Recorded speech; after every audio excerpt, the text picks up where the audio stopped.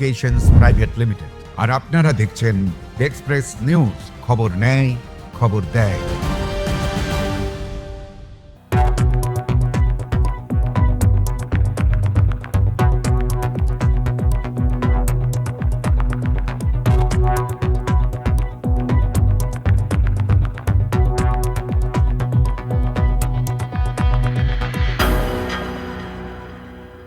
Health Express brought to you by Poroshmoni Healthcare Private Limited, Robotic Asansol।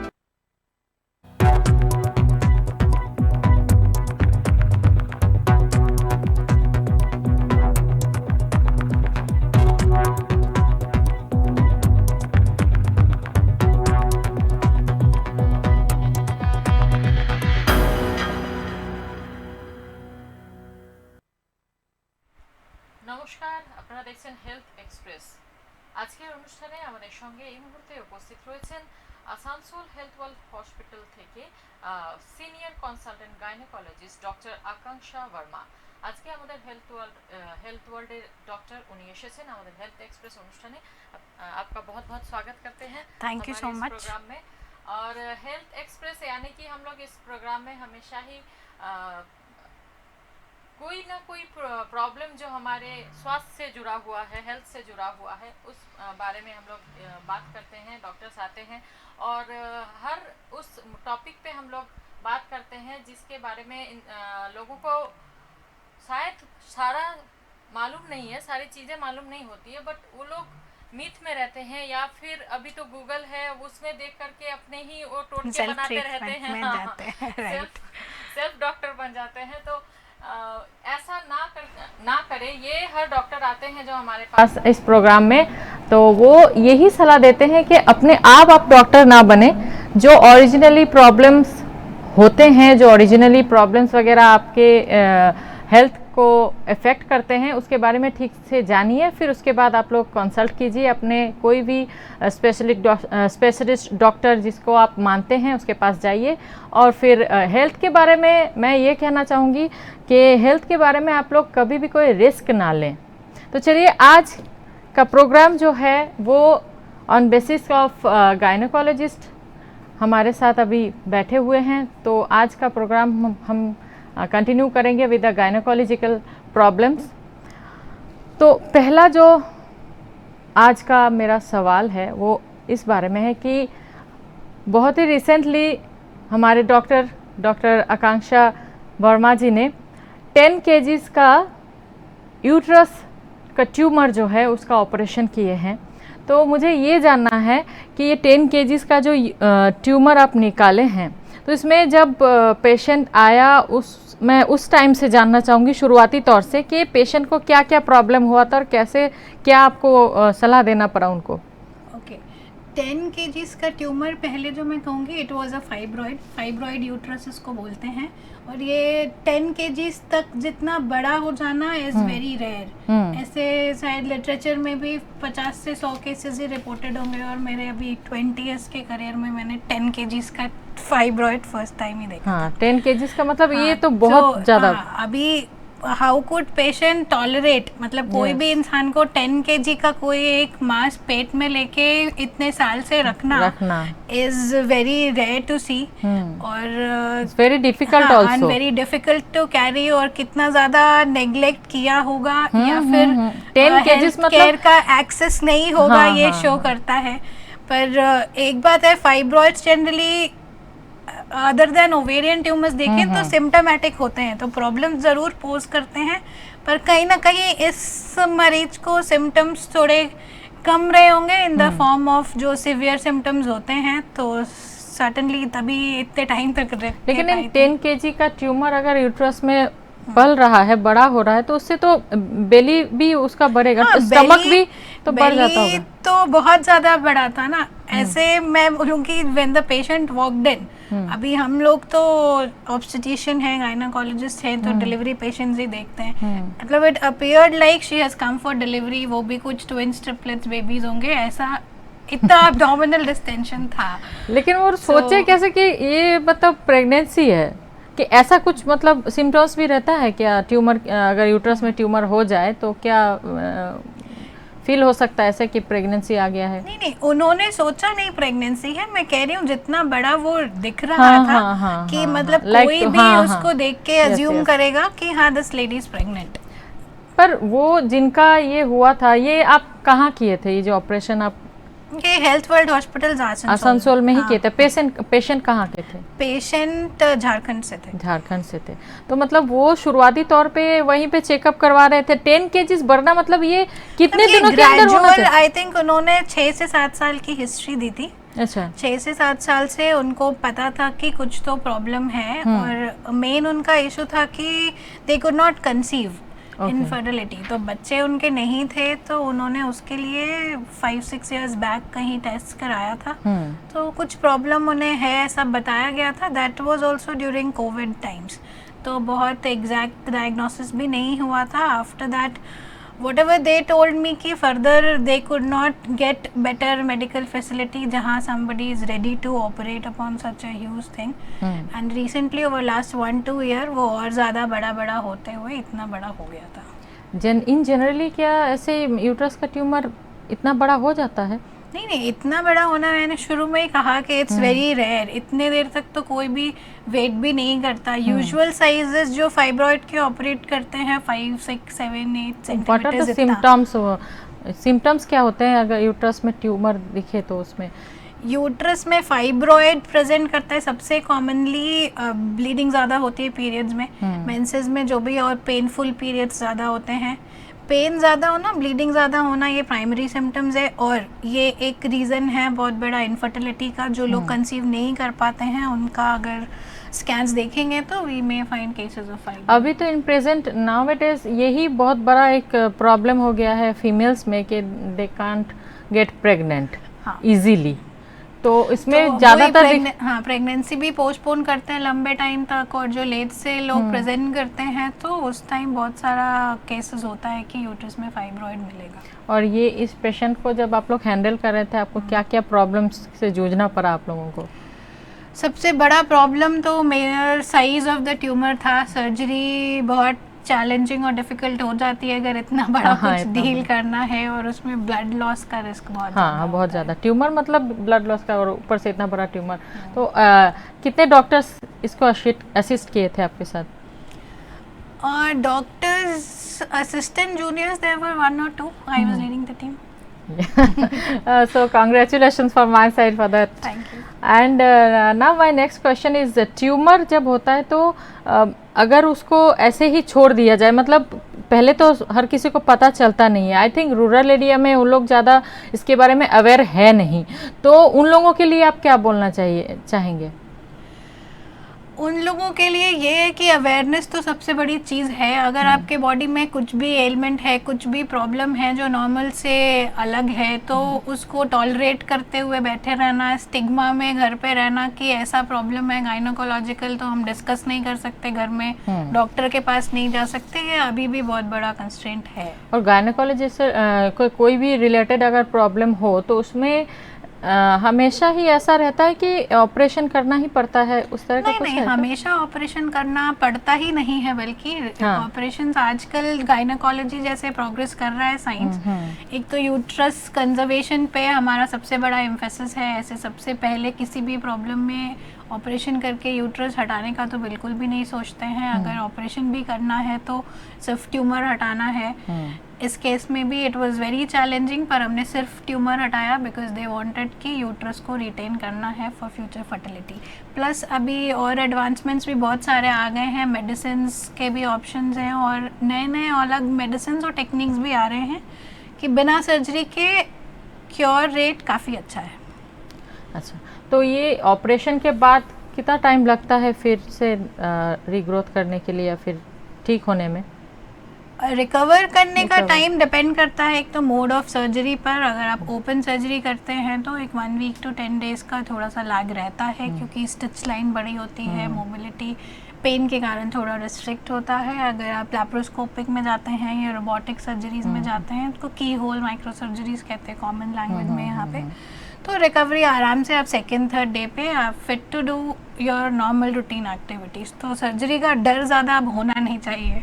अच्छा, तो मतलब periods में अगर ब्लीडिंग ज़्यादा हो या फिर उसमें पेन ज़्यादा हो तो इसके लिए कितने टाइम में या फिर कितनी जल्दी डॉक्टर के पास जाना चाहिए या फिर उनका सलाह लेना चाहिए? ओके सी, अगर अब नॉर्मल कुछ भी है तो डॉक्टर के पास जाना ही चाहिए। वो वेट करना is not a very good idea, पर उसके लिए हमें जानना होगा कि नॉर्मल क्या है। तो पीरियड का जो नॉर्मल लेंथ है वो 2 days to 7 days होता है। उसके बीच में अगर कहीं भी वेरिएशन है आपके पास तो दैट इज़ नॉर्मल। 3 दिन है, 4 दिन है या 7 दिन है तो भी नॉर्मल है। एवरेज ब्लड फ्लो 80 ml बोलते हैं, पर ठीक है 2 to 3 pads if you are soaking moderately that is okay. उससे ज़्यादा हो रहा है, क्लॉट्स हैं, पेनफुल बहुत ज़्यादा, यू कैन नॉट टॉलरेट, मतलब कि there is some underlying problem. तो एक बार जाके सजेशन लेने में there is no harm. Yes, एक बार तो सजेशन लेना चाहिए। लेकिन ऐसा भी होता है कभी कभी, एज अ फीमेल मैं बोल रही हूँ कि कोई प्रॉब्लम है भी नहीं लेकिन फिर भी क्लॉट्स आ रहे हैं, तो उससे मतलब वो क्या नेचुरली होता है या फिर? नहीं, नेचुरली नहीं होता है। वही मैं कह रही हूँ कि जो भी नॉर्मल है व्हाट आई हैव डिफाइंड या जो टेक्स्ट बुक डिस्क्रिप्शन है हमारा, उसके डिविएशन में कुछ भी है that is not normal. Clots period में आना इज़ डेफिनेटली नॉट नॉर्मल, ये नॉर्मल फिजियोलॉजी नहीं है। जो ब्लड होता है मेंस्ट्रुअल ब्लड, उसमें ऐसे कंपोनेंट्स होते हैं which does not let the blood clot. जब ब्लड फ्लो ज़्यादा हो जाता है ताकि वो कंपोनेंट कम पड़ जाए तभी ब्लड क्लॉट करता है। तो whenever you are seeing clots, जो खून का इतना बड़ा या कितना भी बड़ा क्लॉट है, दैट मीन्स कि your blood flow is more than normal. More than normal मतलब अब देखिए कि जैसे मेंस्ट्रुअल पीरियड्स जब शुरू होता है, मतलब एकदम मैं बोल रही हूँ कि किसी किसी का जो बहुत ही कम उम्र में शुरू हो जाता है, तो पीरियड्स का कोई ऐसा तो टाइम नहीं होता है ना। वो शुरू होता है जैसे क्लास 5 में पढ़ी हुई कोई लड़की, उसका भी पीरियड स्टार्ट हो गया तो उसका कोई स्टार्ट होने का सी एवरेज मेनार्की का जो एज है that is 11 to 13-14 years traditionally. अभी बिकॉज ऑफ लाइफस्टाइल चेंजेस और बाकी सारे इन्वायरमेंटल फैक्टर्स, ये प्यूबर्टी का एज प्रीपोन हो चुका है। आई मीन 10 ईयर्स भी अभी नॉर्मल कंसिडर करते हैं, तो एवरेज ही 9, 10, 11 ईयर्स तक आ चुका है। और ऐसा बहुत माँओं को मैंने बोलते हुए सुना है कि पीरियड शुरू होते ही कभी कभी 1 month स्किप हो जाता है या फिर 1 month में 2 बार आ जाते हैं पीरियड्स। तो ये उनके लिए भी थोड़े बहुत चिंता की बात है, क्योंकि उन लोग का बच्चों का जो है उम्र कम होता है, तो इसलिए मम्मी पापा उसमें थोड़ा टेंशन रहता है उन लोगों को। कम एज की बात है, व्हेन गर्ल अटेन्स मेनार्की, जब शुरू होता है पीरियड तो ओव्यूलेशन नहीं होता है, साइकिल्स आर एनओव्यूलेटरी। अच्छा। तो उसमें क्या होता है, साइकिल्स एकदम रेगुलर नहीं होता है क्योंकि हार्मोनल पैटर्न अभी सेट हो रहा होता है, इट्स नॉट कम्प्लीटली मैच्योर। तो जब शुरू में पीरियड शुरू होता है तो वो इरेगुलरली होना is completely normal. It takes around 1 to 2 years तो completely settle down proper cycles में। अगर पीरियड इनफ्रीक्वेंट आ रहा है तो दैट इज़ ओके, मुझे लगता है टेंशन ना लें। लेकिन अगर ज़्यादा फ्रीक्वेंसी से आ रहा है, ज़्यादा दिन चल रहा है, ब्लीडिंग ज़्यादा है, इवन इफ ये नॉर्मल हार्मोनल ऑल्ट्रेशन की वजह से हो सकता है, पर ये अनीमिया कॉज करेगा, ब्लड लॉस कॉज करेगा, फटीग वीकनेस कॉज करेगा, then you need to seek treatment. Okay. और आप जो अभी बोल रही थी कि यूट्रस फाइब्रॉइड्स, तो ये what is the fibroids concept, उसका क्या है? मतलब फाइब्रॉइड एक मस्कुलर ओवरग्रोथ है। जैसे यूट्रस के 3 लेयर्स हम अज्यूम करते हैं, inner most layer endometrium, then myometrium, then serosa. तो मायोमेट्रियम जैसे बॉडी में मसल हमारा होता है, वो यूट्रस का मस्कुलर लेयर होता है, उसमें हाइपरट्रोफी हो जाती है, it's becomes a ball of mass और मसल्स, ऐसा ग्रोथ होता है। पर इसमें कैंसर का कुछ पोटेंशियल नहीं होता है। ट्यूमर हम लोग कहते हैं तो सबसे पहले कैंसर है ऐसा डरते हैं। It's very rare to find tumour cancer and fibroid, पर वो अगर बहुत बड़ा हो तो होने के चांसेस अराउंड 1% होते हैं, अदरवाइज नहीं होता है। तो ये यूट्रस ट्यूमर अगर वो कैंसरस हुआ तो फिर उसको रिमूवल के बाद क्या फिर उसका फिर होने का कोई चांसेस रहता है? नहीं, अगर कैंसरस हुआ तो cancer treatment protocol is completely different. तो cancer is always never cured, उसके स्टेजेस में ट्रीटमेंट चलता है and recurrence rates are there within 5 years और 10 years एज डिपेंडिंग अपॉन कौन सा टाइप ऑफ कैंसर है या नहीं। और ये यूट्रस का जो फाइब्रॉइड्स है, इसका कोई मतलब उम्र है कि इस उम्र में ऐसा होता है, या फिर फाइब्रॉइड्स ग्रोथ करते हैं इस उम्र के बाद? वो रिप्रोडक्टिव एज ग्रुप जो होता है उसमें ही सबसे ज़्यादा होता है, क्योंकि ये हार्मोनली रिएक्टिव है। जिस टाइम रिप्रोडक्टिव एज ग्रुप है like 15 to 35, 15 to 45 age group जो फर्टाइल पीरियड है, उस time female hormones are at search. तो यूजुअली फाइब्रॉइड्स जिनको है या वो ग्रो भी करते हैं वो उसी टाइम में। अगर फाइब्रॉइड आपके पास 3-4 सेंटीमीटर का कि यूट्रस में है, वो यूजुअली मेनोपॉज के बाद खुद ही धीरे धीरे या तो रिग्रेस हो जाएगा, पर एक श्योरिटी है कि फिर आगे बढ़ेगा नहीं। तो ये रिप्रोडक्टिव एज ग्रुप का ही प्रॉब्लम है। और मतलब जो गायनोकोलॉजिकल प्रॉब्लम्स फीमेल्स में आजकल ज़्यादातर देखे जा रहे हैं, तो इसमें जो डेली रूटीन है या फिर डेली लाइफस्टाइल है उसका इफेक्ट तो पड़ता ही है, ऐसा सोचते हैं क्या आप? पड़ता है डेफिनेटली, डेली लाइफस्टाइल का इफेक्ट तो सब पे ही पड़ता है। अभी मैंने कहा जैसे मनाके का एज भी शिफ्ट हो गया है, प्यूबर्टी का, plus I think everybody is aware कि PCOS एक मेटाबॉलिक प्रॉब्लम है, वो डायरेक्टली लाइफस्टाइल से लिंक्ड है। जो पीरियड इरेगुलरिटी के साथ होना और बाकी सारे चैलेंजेस है कंसेप्शन के, इट कम्स विथ लाइफस्टाइल। और एंडोमेट्रियम का cancer is also directly linked to metabolic syndrome with hypertension, blood pressure, obesity and unhealthy eating habit से डायरेक्टली प्रीडिस्पोज होता है। अब गायनोकोलॉजिकल कोई भी जो OT होता है उसके बाद क्या ओबेसिटी बढ़ने का चांसेस रहता है? नहीं, it's not linked at all to gynaecological surgeries. Okay. और हाँ, आप तो जैसे बताएं कि हर प्रॉब्लम में या गायनोकोलॉजिकल हर डिजीज़ में या फिर प्रॉब्लम में OT करने का ज़रूरत होता नहीं है। तो और ये जो मेंस्ट्रुअल प्रॉब्लम फीमेल्स में ज़्यादातर अभी देखा जा रहा है, तो उसकी वजह से आपके पास तो ऐसे पेशेंट आते ही हैं, तो इस आप लोग क्या देख रहे हैं कि ज़्यादातर कौन सा प्रॉब्लम लेकर फीमेल्स आ रहे हैं आप लोग आपके पास?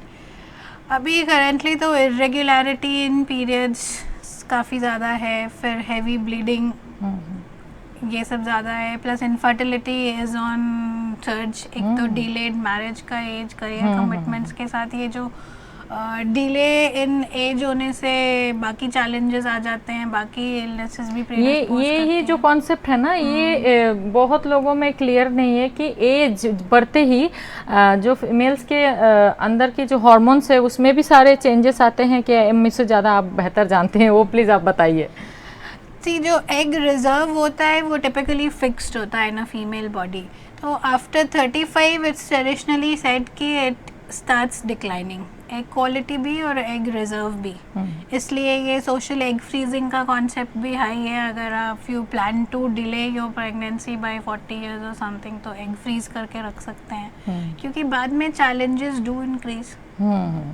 तो ये एक बात और मेरे दिमाग में है, जैसे कि सेलिब्रिटीज़ हैं वो ज़्यादातर 35 के अबव ही प्लान करते हैं, तो आई थिंक आफ्टर 40 भी वो लोग प्रेगनेंसी प्लान करते हैं, तो क्या वो लोग का भी तो सेम ही प्रॉब्लम होता होगा ना? हाँ, हर किसी का प्रॉब्लम सेम ही होता है। 35 एक पर्टिकुलर एज ऐसे कट ऑफ नहीं है, 35 पे डिक्लाइन करना स्टार्ट होता है, इससे मेरा मतलब है 35 इज अभी तो new normal for conception.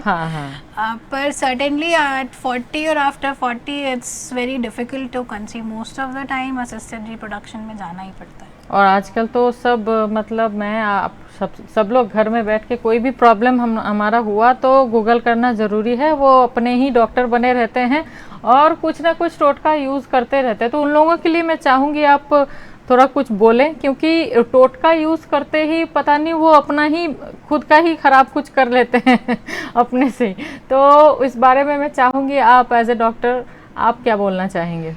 C, as a doctor मैं ये बोलना चाहूँगी you can definitely trust your doctors more than Google, because when they see the patients we see patients overall, उनका सिम्टम्स क्या है, एक्चुअली प्रॉब्लम क्या है। एक पर्सन को सेम ही कंडीशन है, दूसरे को भी सेम ही है, पर मैनिफेस्टेशन अलग अलग हो सकता है, फिर ट्रीटमेंट रिक्वायर्ड अलग अलग हो सकता है। Google will see through a common lens. उनको फाइब्रॉइड बोलेंगे तो वो फाइब्रॉइड, वो एक्चुअली प्रॉब्लम क्या कर रहा है, that makes the treatment part mandatory to understand.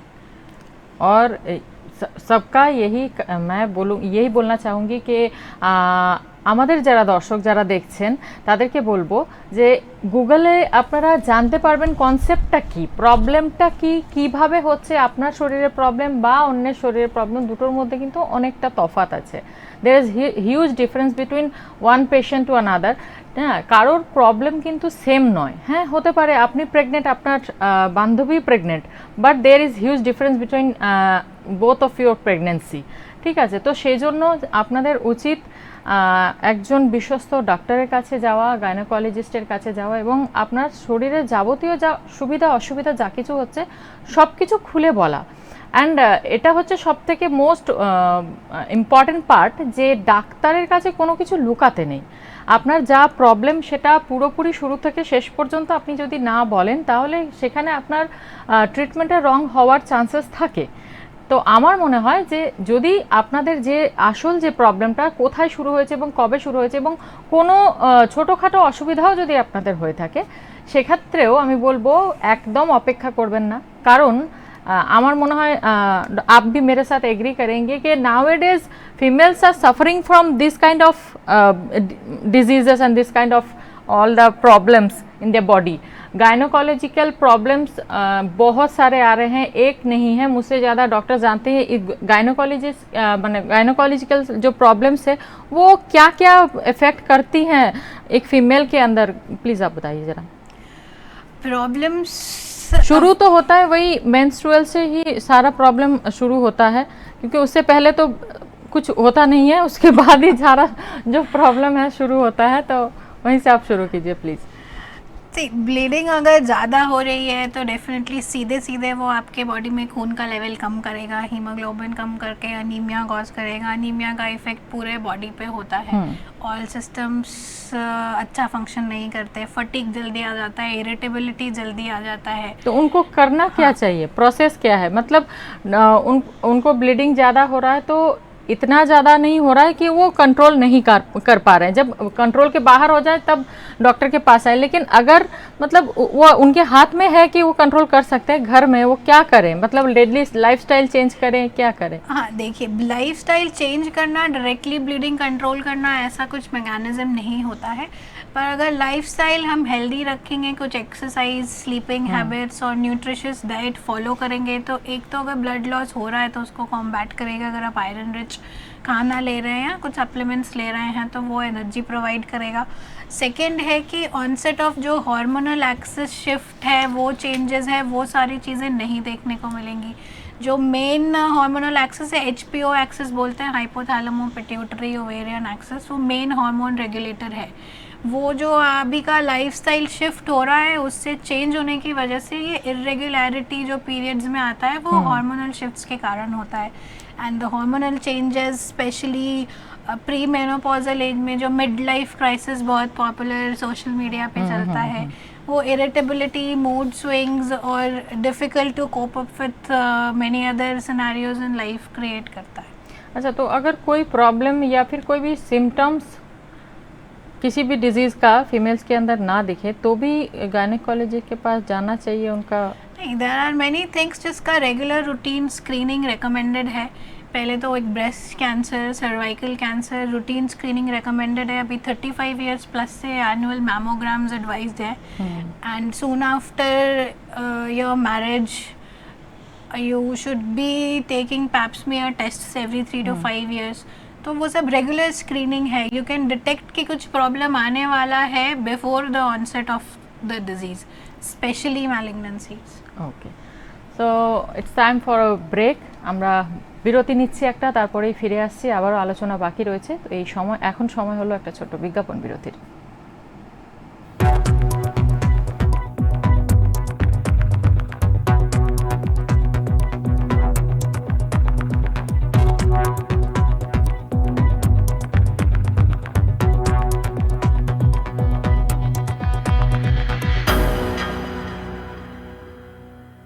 Health World Hospitals Asansol আপনাদের জন্য এই অঞ্চলে প্রথমবার নিয়ে এসেছে অত্যাধুনিক পেট সিটি স্ক্যান মেশিন। এই মেশিনের সাহায্যে ক্যান্সার, হৃদরোগ, মস্তিষ্কের রোগ, স্নায়ুজনিত রোগ ছাড়াও আরও অনেক রোগের প্রাথমিক পর্যায়ে দ্রুত এবং নির্ভুলভাবে শনাক্তকরণ করা সম্ভব। তাই এবার আর পেট সিটি স্ক্যানের জন্য দূরে কোথাও নয়, চলে আসুন হেলথ ওয়ার্ল্ড হসপিটালস আসানসোলে। ঠিকানা Srishtinagar, Kunnapur, Asansol, West Bengal 713305। Health World Hospitals Asansol আপনাদের জন্য এই অঞ্চলে প্রথমবার নিয়ে এসেছে অত্যাধুনিক পেট সিটি স্ক্যান মেশিন। এই মেশিনের সাহায্যে ক্যান্সার, হৃদরোগ, মস্তিষ্কের রোগ, স্নায়ুজনিত রোগ ছাড়াও আরও অনেক রোগের প্রাথমিক পর্যায়ে দ্রুত এবং নির্ভুলভাবে শনাক্তকরণ করা সম্ভব। তাই এবার আর পেট সিটি স্ক্যানের জন্য দূরে কোথাও নয়, চলে আসুন হেলথ ওয়ার্ল্ড হসপিটালস আসানসোলে। ঠিকানা Srishtinagar, Kunnapur, Asansol, West Bengal 713305। Health World Hospitals Asansol আপনাদের জন্য এই অঞ্চলে প্রথমবার নিয়ে এসেছে অত্যাধুনিক পেট সিটি স্ক্যান মেশিন। এই মেশিনের সাহায্যে ক্যান্সার, হৃদরোগ, মস্তিষ্কের রোগ, স্নায়ুজনিত রোগ ছাড়াও আরও অনেক রোগের প্রাথমিক পর্যায়ে দ্রুত এবং নির্ভুলভাবে শনাক্তকরণ করা সম্ভব। তাই এবার আর পেট সিটি স্ক্যানের জন্য দূরে কোথাও নয়, চলে আসুন হেলথ ওয়ার্ল্ড হসপিটালস আসানসোলে। ঠিকানা সৃষ্টিনগর, কুন্নাপুর, আসানসোল, ওয়েস্ট বেঙ্গল 713305।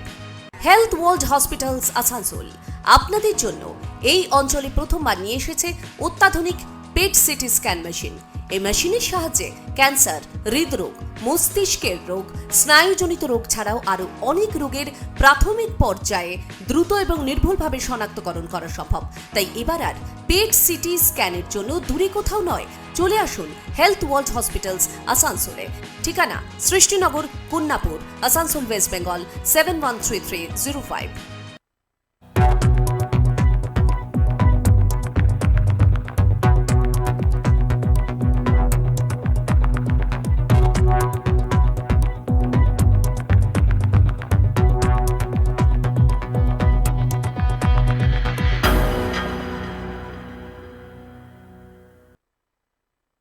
ফিরে এলাম বিরতির পর। আবারও যে আলোচনায় আমরা ছিলাম সেই আলোচনায় ফিরে যাব, অর্থাৎ গাইনোকোলজিক্যাল যে সমস্যাগুলি মহিলারা ফেস করেন বিভিন্ন দিন বিভিন্ন সময়। আর আমার মনে হয় প্রত্যেকটা মহিলার জীবনে এটা সব থেকে একটা বড় সেগমেন্ট বা বড় একটা দিক গাইনোকোলজিক্যাল প্রবলেমসগুলো। কারণ একটা মেয়ে যখন তার গাইনোকোলজিক্যাল এফেক্টগুলো তার শরীরে শুরু হয়, মানে আমার কথার মানে হলো যখন থেকে মেনস্ট্রুয়াল টাইমটা শুরু হচ্ছে সেই সময় থেকে মনোপজ, বিফোর মনোপজ অবধি প্রচুর শরীরের অনেক কিছু ব্যালেন্স ইমব্যালেন্স হতে থাকে, হরমোনাল চেঞ্জেস হতে থাকে। তো সেই ক্ষেত্রে অনেক সমস্যা তৈরি হয়, যেগুলো নিয়ে আমরা বিভিন্ন সময় ডক্টরসদের চেম্বারে ভিজিট করে থাকি। Specially after marriage conceive karate, after marriage conceive करना आजकल की जनरेशन में कुछ ज़्यादा ही प्रॉब्लमेटिक हो चुका है, एज यू नो। और ये बात इसलिए हो रहा है क्योंकि एक तो डॉक्टर बोल ही चुके हैं कि एक तो है एज ज़्यादा हो जाना, एज ज़्यादा हो जाने से बहुत सारे प्रॉब्लम्स आती हैं, और ऊपर से जो प्रॉब्लम्स ऑलरेडी हमारे बॉडी के अंदर तैयार हो ही जाता है, तो उसमें तो और कुछ बोलने का ज़रूरत ही नहीं है कि आपको आगे जाकर और भी प्रॉब्लम का फेस करना पड़ेगा ही। तो इसलिए शुरुआती तौर पर जब आपको कोई भी छोटा मोटा प्रॉब्लम या सिम्टम्स नज़र आ रहा है, आप काइंडली प्लीज़ टोटका इस्तेमाल ना करें, गूगल ना करें, डायरेक्टली जाके कोई भी गायनेकोलॉजिस्ट से आप लोग प्लीज़ बात करें, आपका प्रॉब्लम शेयर करें, और वो आपको सही जो ट्रीटमेंट है वही देंगे, और फिर आपका जो प्रॉब्लम है वो भी सॉल्यूशन हो जाएगा, जिसके लिए आप डॉक्टर के पास जा रहे हैं वो भी सॉल्व हो जाएगा। सो आई थिंक आप लोग जो आज हमारा ये प्रोग्राम देख रहे हैं, स्पेशली फीमेल्स, तो आप लोगों को अगर लगता है कि ऐसा कोई प्रॉब्लम हो रहा है, काइंडली आप विजिट कीजिए नियरली कोई भी गायनेकोलॉजिस्ट के साथ। और फिलहाल हमारे साथ इस प्रोग्राम में मौजूद है आकांक्षा वर्मा जी, हेल्थ वर्ल्ड हॉस्पिटल आसानसोल से हैं गायनेकोलॉजिस्ट, और हमारी जो बातें चल रही थी वो भी इसी बारे में चल रही थी। तो मैं जो सबसे बड़ी इनकी अचीवमेंट है वो 10 kgs का यूट्रस का जो ट्यूमर है उसका ऑपरेशन किए हैं। उनकी जो पेशेंट है अभी वो फिलहाल कैसी हैं? पेशेंट अभी बिल्कुल अच्छी है, all well and good. And surgery के बाद जब रूटीन फॉलोअप विजिट में when she walked, right now she looked very fit and fine, और 10 kgs का वेट लॉस एपरेंट था, हाँ and she was very happy. Yes of course, ये तो होना ही चाहिए क्योंकि 10 kgs का कोई भी पार्ट अगर हमारे अंदर, मतलब ट्यूमर जो कि कोई फायदा तो देता नहीं है, नुकसानदायक ही है। जब कोई लड़की प्रेग्नेंट होती है तो उसमें 2 और 3 kgs, मिनिमम 3 kgs और 4 kgs का कैरी करती हैं, लेकिन वो 10 kgs का कैरी करना मतलब सच में जैसे आप बोले कि ट्विंस बेबी अगर हो तो वैसे ही कैरी करेंगे एक फीमेल। तो अगर आप उनको आफ्टर ओटी के बाद क्या क्या सलाह दिए कि कैसे क्या रहना है, कैसे क्या चलना है, क्या करना है? After OT exact complete healing किसी भी सर्जरी के बाद it takes around 6 weeks of time for your body to return to the normal preoperative state. और बहुत ज़्यादा कुछ रिस्ट्रिक्शंस नहीं रहते हैं, हेल्दी डाइटरी हैबिट्स और वेट लिफ्ट कम करना होता है क्योंकि it was a big surgery, postoperative hernia का रिस्क वगैरह अवॉइड करना है। एंड फॉर हर तो आवर नेक्स्ट मिशन है कि let it heal and then try for her fertility. Okay, तो ये अगर किसी का प्रेगनेंसी से पहले अगर किसी का ऐसा हो, उसके बाद कितने दिन बाद वो ट्राई कर सकते हैं प्रेग्नेंट होने के लिए? ऐसा हो मीन्स नॉर्मल अगर फाइब्रॉइड का ऑपरेशन करते हैं दैट इज़ कॉल्ड मायोमेक्टमी, उसके भी इंडिकेशंस हैं कि अगर कंसीव नहीं कर पा रहे हैं और फाइब्रॉइड का लोकेशन क्या है, साइज़ क्या है, नंबर्स क्या है, तो उसके लिए मायोमेक्टमी मैंडेटरी है कि नहीं, सर्जरी कैसे हुई है, वो कैविटी पूरा ओपन हुआ है, कितना डिस्टॉर्ट हुआ है, हील होने में कितना टाइम लगेगा, उस पे बेस करके we decide and give a timeline कि कब ट्राई करना है फॉर नेक्स्ट कंसेप्शन। और ये जो गायनिकोलॉजिकल प्रॉब्लम है, ये क्या फीमेल्स मेल्स में ऐसा कोई प्रॉब्लम आता है क्या? मतलब फर्टिलिटी में या फिर प्रेगनेंसी के दौरान अगर फीमेल में कुछ प्रॉब्लम आए तो क्या मेल्स में भी ऐसा कुछ प्रॉब्लम हो सकता है कि जिसकी वजह से फर्टिलिटी ना हो? हाँ बिल्कुल, mail factor in fertility almost because 40% most of the men are thinks that there is no problem in them. हाँ नहीं, ऐसा नहीं है, थिंग्स ऐसे हैं भी नहीं, perceptions are also changing, society में भी चेंज क्लियरली नज़र आता है। अभी सिर्फ couples walk in for fertility therapy if they are suffering, अगर उनका कुछ कंसर्न है तो, and both of them do undergo tests, और वो करना ही पड़ता है क्योंकि अगर सब फर्टिलिटी के कॉजेज देखेंगे तो 1/3 female factor, male factor, then combined factor, then unexplained, ऐसे है। तो male factor also has a good chunk of. और मतलब ऐसा IVF जो होता है IVF, तो मैं IVF के लेकर के पूछना चाहूँगी कि कब आप लोग IVF के लिए मतलब पेशेंट को बोलते हैं कि ऐसा नहीं है कि आपका फर्टिलिटी होगा, वो IVF के लिए जाना पड़ेगा? उसके कुछ क्राइटेरियाज हैं, case to case specially depend करता है। फर्टिलिटी नहीं होने के लिए 3-4 कॉजेज एट्रीब्यूट किए जा सकते हैं, या तो आपके यूट्रस में प्रॉब्लम है, या ओवरीज में प्रॉब्लम है और ओव्यूलेशन हो ही नहीं रही है, या फिर कम हो रही है, या फिर सर्वाइकल फैक्टर है, फिर मेल फैक्टर है, स्पर्म काउंट कम है, या फिर अनएक्सप्लेन्ड इनफर्टिलिटी है, कुछ फैक्टर नहीं, या फिर कंबाइंड फैक्टर है, सारा कुछ डिपेंड करता है। तो अगर जैसे ट्यूबल फैक्टर्स है, ट्यूब्स ब्लॉक्ड हैं, ट्यूब्स ब्लॉक तो बहुत कॉमन चीज़ है, लोगों ने सुना ही होगा। तो अगर ट्यूब्स कम्प्लीटली ब्लॉक्ड है तो there is no way you can conceive naturally, तो वो IVF करना ही पड़ेगा। अगर मेल फैक्टर बहुत सीवियर है तो फर्स्ट तो IUI ट्राई करते हैं, फिर नहीं तो IVF इज़ एन ऑप्शन। तो IVF में तो ज़्यादातर ऐसा सुना गया है, पता नहीं कितना सही है नहीं, आप बता सकते हैं कि IVF में ज़्यादातर ट्विंस बेबी ही आते हैं क्या? ऐसा IVF में ज़्यादातर ट्विंस बेबी आते थे, मैं कहूँगी अब नहीं होता है इतना, क्योंकि अभी single embryo transfer is the new in thing. Embryo एक ही बनाते हैं और वो ट्रांसफ़र करते, तो ट्विंस के चांसेस कम हो गए हैं क्योंकि अभी टेक्निक्स ज़्यादा इवॉल्व हो गई हैं। तो फेलियर रेट्स को कम करने के लिए पहले डबल एम्ब्रियो ट्रांसफ़र करते थे सो दैट कि चांसेस ऑफ सर्वाइवल ज़्यादा हो। तो ये भी अभी ऑप्शंस कपल्स को दिया जाता है, if you want to choose single embryo transfer with its risk, then वो चांसेस कम हो जाते हैं। और ये तो मेंस्ट्रुअल का एक पार्ट हम लोग अभी हमारा सब्जेक्ट था। तो अभी जो है एक और बात वो है वाइट डिस्चार्ज को लेकर, कि मेंस्ट्रुअल से पहले या फिर मेंस्ट्रुअल के बाद बहुत ज़्यादा वाइट डिस्चार्ज को लेकर के ऐसे कि किसी किसी का मैंने सुना है कि उसके लिए पेट में दर्द भी होता है, लोअर एब्डोमेन में प्रॉब्लम होता है, कुछ पेन होता है, तो इसके थोड़े आप बताइए इसके बारे में। फर्स्ट थिंग, अगर वाइट डिस्चार्ज पेन से एसोसिएटेड है, पेन एब्डोमेन से, तो डेफिनेटली इट्स नॉट नॉर्मल, ये इन्फेक्शन है। और पेन एब्डोमेन भी कर रहा है तो इसको पीआईडी बोलते हैं, pelvic inflammatory disease. Local infection और इन्फ्लेमेशन लोअर ट्रैक्ट का होता है, जब पूरे यूट्रस को इन्वॉल्व कर लेता है तो फिर पीआईडी कहते हैं इसको। It needs a typical course of antibiotics to clear it, और बाकी hygienic practices later on so that कि ये रिकर ना हो।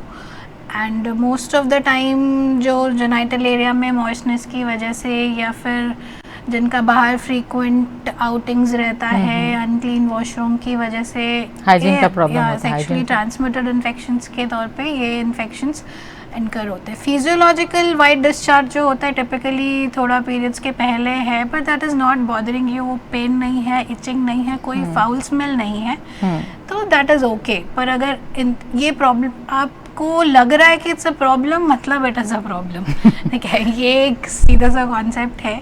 प्लस बहुत अब नॉर्मल और foul smelling discharge is one of the alarming science of cancer cervix also, so all the more you should not neglect it. तो आज के दौर में, आज का जो अभी का जो सब लोग इतने बिजी है, बिजी शेड्यूल में फीमेल्स को कौन से मतलब रूटीन चेकअप में जाना चाहिए, जिसके लिए वो जान सके कि कौन सी डिजीज़ उनके अंदर जो गायनोकोलॉजिकल प्रॉब्लम्स है वो ग्रो कर रहा है? जी, रूटीनली वो पैप स्मीयर तो डेफिनेटली कराना चाहिए। गायनोकोलॉजिकल क्या ये क्या पेनफुल है या नहीं? पेनफुल नहीं है, इट्स जैसे गायनेक एग्जामिनेशंस हम लोग करते हैं अपने चेम्बर्स में, बस उतना ही है। इट्स नॉट पेनफुल, पर इंटरनल एग्जामिनेशन होता है, क्योंकि बहुत लोग डर जाते हैं, people are afraid of it या शाई ऑफ इट, पर पेन तो कुछ होता नहीं है इसमें, बस ये शाइनेस को अगर छोड़ देंगे then we can go get it done. हाँ, गायनोकोलॉजिकल प्रॉब्लम में अगर डॉक्टर के पास जाना है तो शाइनेस को तो छोड़ना ही पड़ेगा, क्योंकि डॉक्टर मतलब उनके पास आपका ओपन करना ही पड़ेगा। मैं पहले ही बोल चुकी हूँ, कोई भी प्रॉब्लम हो आपको ओपनली जब तक आप लोग डिस्कस नहीं करेंगे, आपका जो मेडिकल हिस्ट्री है वो नहीं ओपन अप करेंगे, तो डॉक्टर के लिए पॉसिबल नहीं होगा। उनको फिर आपको शुरुआत से सारे प्रॉब्लम्स जो हैं वो जानना पड़ेगा, फिर एग्जामाइन करना पड़ेगा, जो भी टेस्ट्स वगैरह हैं वो आपको सजेस्ट करने पड़ेंगे। सो मैं यही बोलूँगी आपको कि कोई भी आपका ऐसा प्रॉब्लम लगे, हाँ, वाइट डिस्चार्ज से रिलेटेड एक और है कि उसमें कलर्स का भी कुछ रहता है ना?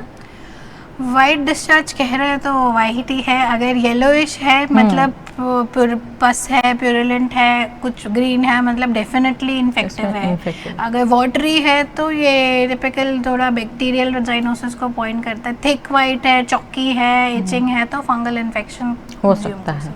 और ये महिलाओं में ज़्यादातर देखा गया कि यूरिन इन्फेक्शन जो होता है, यूटीआई, वो ज़्यादातर महिलाओं में होता है, ऐसा क्यों? ऐसा होता है क्योंकि यूरिन डिस्चार्ज करने का mechanism is different in female and males. Female urethra is small, very small length compare to male urethra, तो इन्फेक्शन असेंड करना बहुत इजी होता है। वो भी मतलब ओपन एरिया में कहीं भी टॉयलेट यूज करने से ऐसा हो जाता है? ओपन एरिया तो खैर ज़्यादा कॉन्सेप्ट है नहीं फीमेल्स में, पर if you are using washroom, common washroom तो बहुत इजी टू एक्वायर, वो हो जाता है। और उसके लिए भी मतलब मेडिसिन्स वगैरह तो है, लेकिन इफेक्टिव ज़्यादा वाटर ही करता है, ऐसा है क्या? मतलब बहुत लोग ऐसा सोचते हैं कि डॉक्टर के पास जाने से पहले मैं वाटर उसे मतलब जितना वाटर पीते रहो वो फिर यूरिन के थ्रू बैक्टीरिया निकल जाता है। वाटर इनटेक लेंगे, हाँ, यूरिन में वो फ्लश तो होता ही है, पर अगर डेफिनेटिव बैक्टीरियल ग्रोथ है, उतने कॉलोनी काउंट्स में है, तो course of antibiotics would be mandatory depending upon your reports.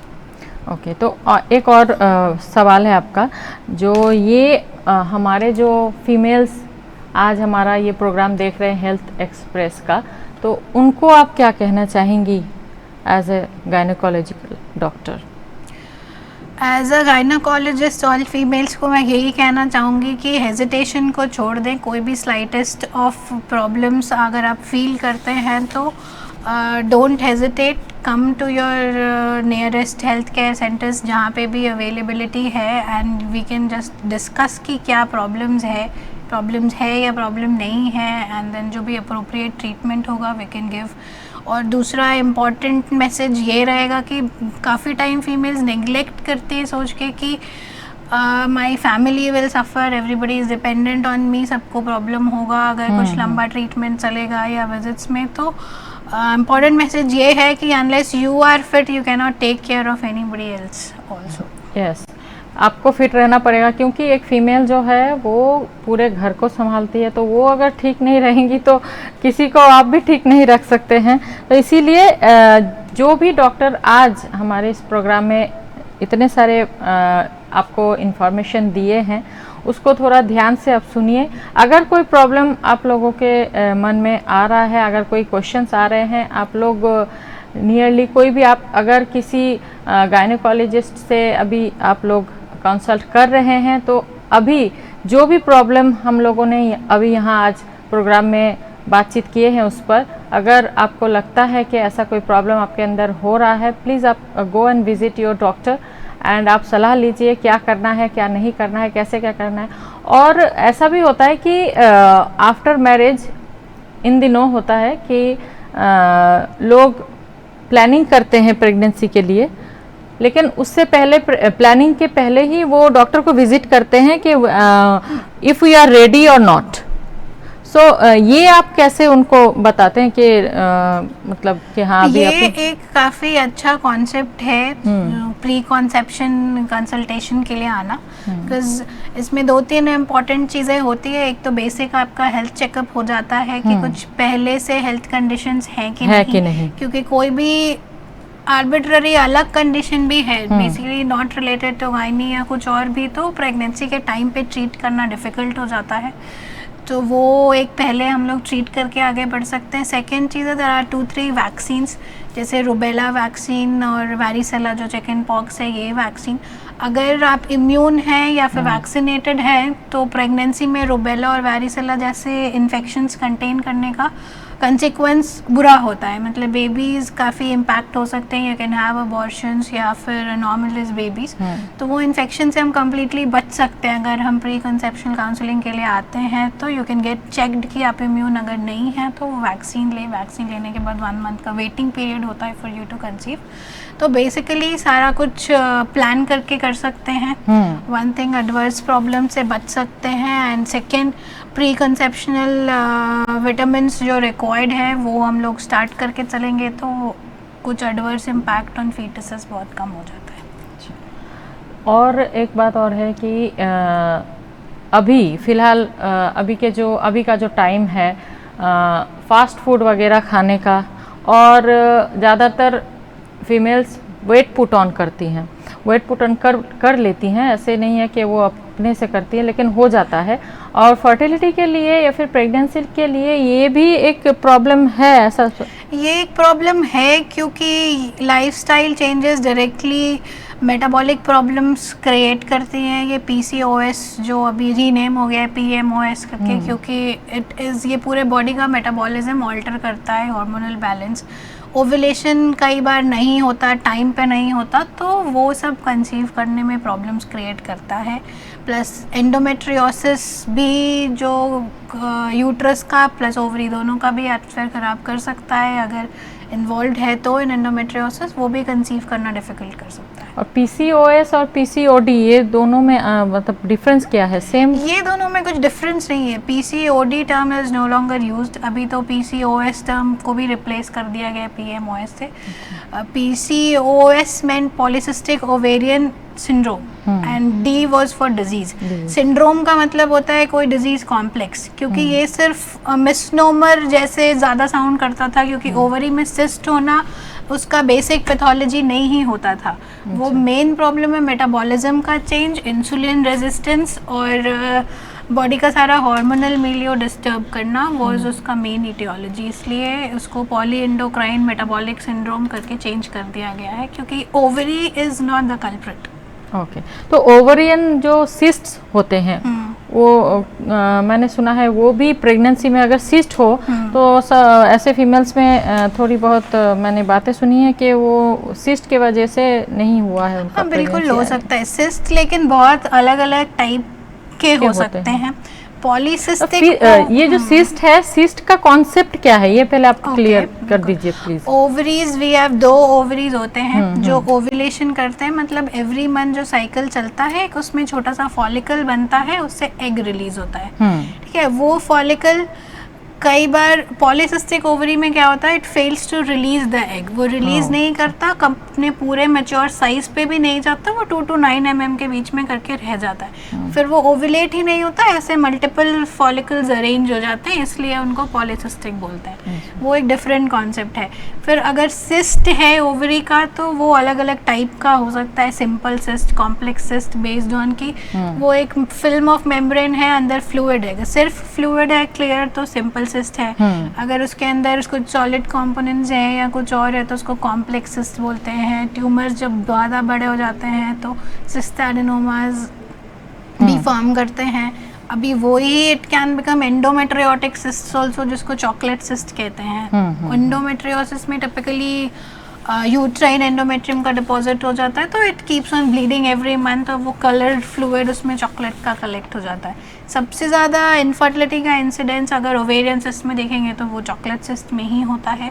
Ovulation को भी हैम्पर करता है, कंसीव धीरे धीरे वो ओवरी का सारा नॉर्मल पेरेन्काइमा स्ट्रोमा को डैमेज करता है, तो ओव्यूलेशन का पोटेंशियल कम हो जाता है।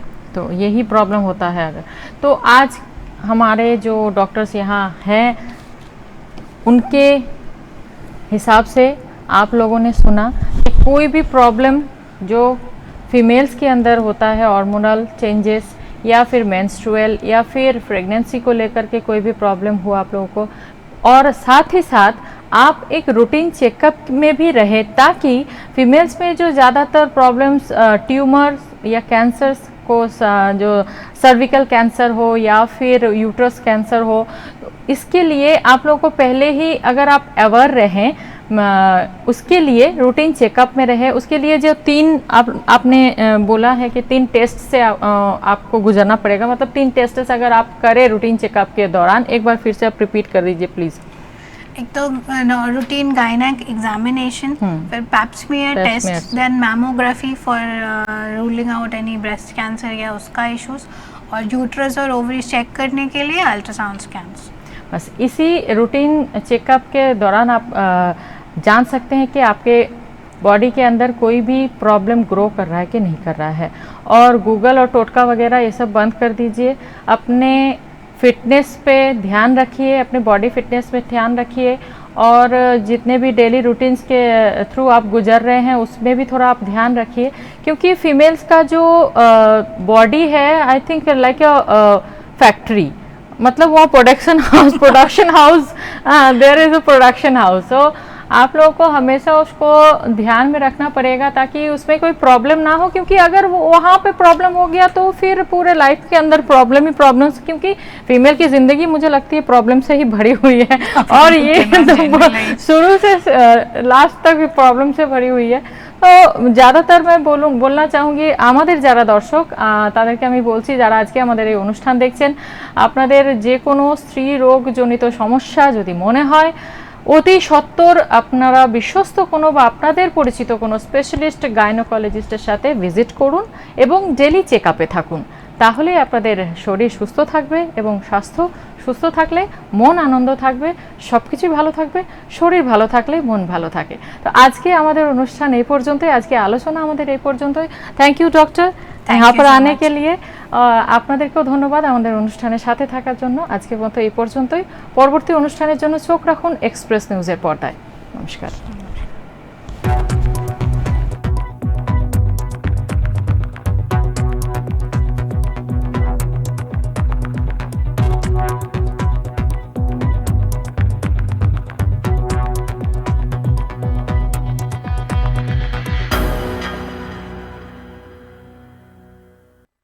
এ হলো ডেডলাইন কমিউনিকেশনস প্রাইভেট লিমিটেড, আর আপনারা দেখছেন এক্সপ্রেস নিউজ, খবর নেয় খবর দেয়।